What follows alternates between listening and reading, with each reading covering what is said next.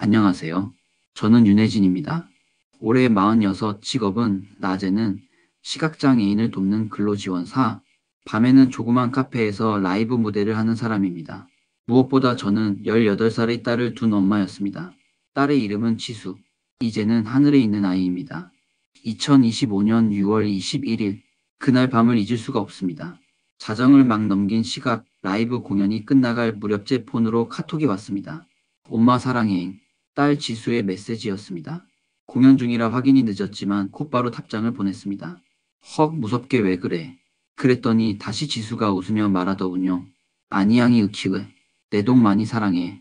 오구 이쁜 내 강아지. 그 순간 그냥 장난처럼 느껴졌습니다. 매일 반복되는 장난 섞인 애정 표현이었으니까요. 그런데 그게 마지막이었습니다. 지수는 그날 같은 학교 친구 둘과 함께 20층 아파트 옥상에서 몸을 던졌습니다. 그날 이후 저는 살아있는 사람이 아닙니다. 단지 숨 쉬는 사람일 뿐입니다. 장례를 치르고 나서도 저는 믿을 수 없었습니다. 제 아이가 왜, 어떻게, 무엇 때문에 그런 선택을 했는지. 경찰은 학업 스트레스라는 단어로 정리하려 했습니다. 언론도 그렇게 썼습니다. 하지만 저는 압니다. 제 아이는 그런 이유로 이 세상을 떠날 아이가 아니었습니다. 지수는 학업 성적이 나쁘지 않았습니다. 학교에서도 무용 실력이 뛰어나다는 평가를 받았고 장래희망도 확실했습니다. 무용수, 무대 위의 주인공. 그 아이는 늘 말했습니다. 엄마, 내가 성공해서 라이브 카페도 멋지게 꾸며줄게. 라고. 그 아이가 갑작스레 그렇게 떠날 이유가 없었습니다. 그래서 전 지수의 방을 뒤졌습니다.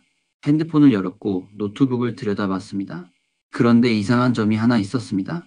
문자 메시지가 단 하나도 남아있지 않았던 겁니다. 지수는 평소 친구들과 메시지보다 SNS나 카카오톡을 많이 쓰긴 했습니다.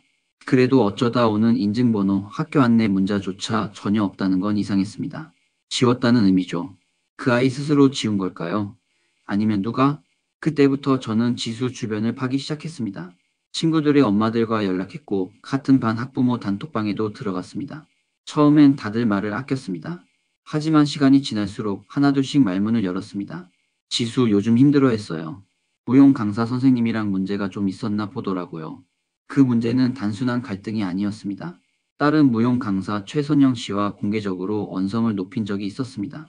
이유는 밝혀지지 않았지만 지수는 그 이후로 연습실을 자주 빠졌고 강사와 단 둘이 있는 것을 극도로 꺼렸다고 합니다.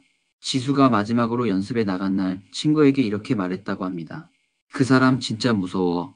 나 알고 싶지 않았는데 봐버렸어. 이거 말하면 안 되는 건데. 그게 뭘까요?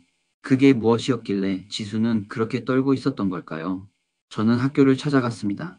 하지만 교장은 고인의 명예를 지켜야 하지 않겠냐며 말을 아꼈고 강사는 병가를 내고 잠적한 상태였습니다.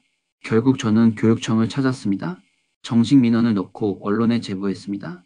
처음엔 관심도 없던 기자들이 지수의 일기장을 보고 달라졌습니다. 그 일기장에는 이런 문장이 있었습니다. 엄마가 나 대신 상처받을까봐 무서워. 그냥 참아야겠지?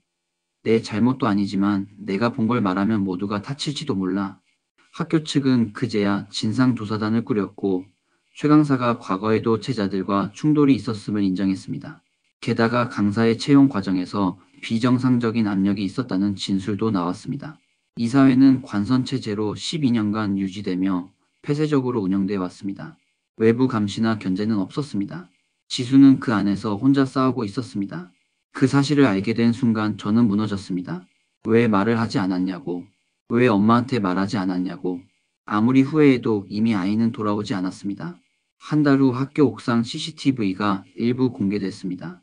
그 영상엔 지수와 친구들이 울고 있는 모습, 그리고 한 남성이 근처에서 통화를 하며 옥상을 배회하는 모습이 담겨 있었습니다.